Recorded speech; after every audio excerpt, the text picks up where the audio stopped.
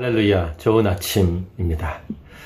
주께서 우리에게 말씀하실 때는 결국은 우리에게 주시는 행복을 위해서 우리가 결국은 하나님의 뜻 안에서 하나님 안에서 잘 되라고 주시는 말씀입니다.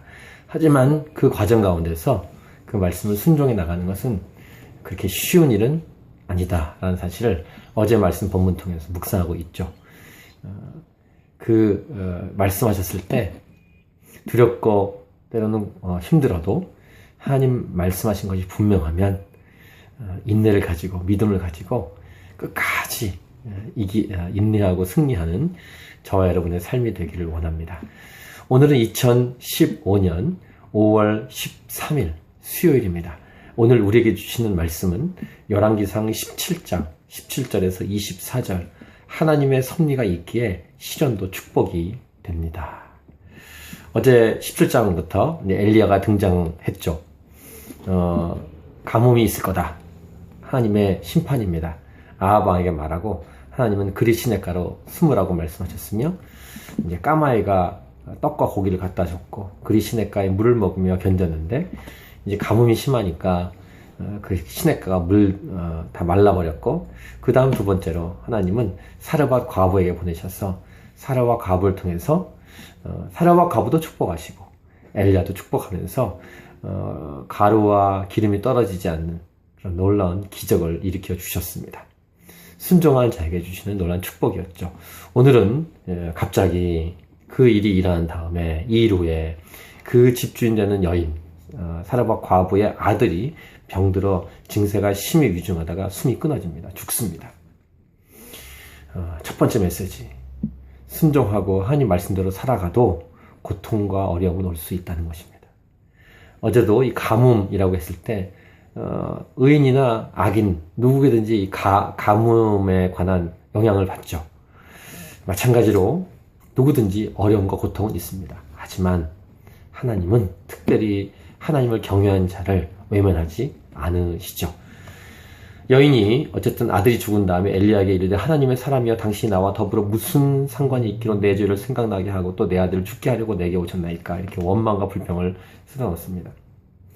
헌신하고 순종했는데 이 여인에게 그냥 축복해 주시지 왜 아들이 죽게 했습니까? 이렇게 얘기할 수 있죠. 이 말씀으로 적용할 수 있는 우리의 삶의 구체적인 삶으로 연결될 수 있는 말씀은 참 많습니다. 왜 이런 고통을 주셨습니까? 왜? 또 바꿔서 엘리야의 입장도 생각해 보십시다. 엘리야는 하나님 말씀대로 왔을 뿐이에요. 자기가 자기 마음대로 온 것이 아닙니다. 그러면은 자기가 찾아온 그 사람이 잘 돼야 되는데 아들이 죽었으니 엘리야도 참 곤란한 상황 아니겠습니까? 엘리야가 그에게 그의 아들을 달라 하고 그 시체를 달라 해서 여인의 품에서 받아 자기가 거처한 다락에 올라가서 자기 침상에 누입니다. 그 여호와께 부르짖습니다. 이 부르짖는 내용 보면은 이 사르밧 과부나 엘리야나 비슷한 심정이었던 것 같습니다. 내 하나님 여호와여, 주께서 또 내가 우구하는 집 과부에게 재앙을 내리사 그 아들이 죽게 하셨나이까 하고.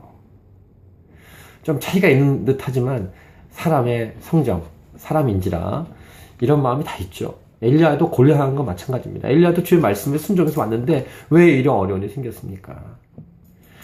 하지만 포기하지 않고 어떤 상황에도 가뭄에도 살려주신 까마귀 보내시고 사르밧 과부에게 보내신 하나님을 신뢰하기에 그 아이의 위에 몸을 3번 펴서 엎드리고 여호와께 부르짖고 이 아이의 혼이 돌아오도록 구했을 때 여호와께서 엘리야의 소리를 듣습니다.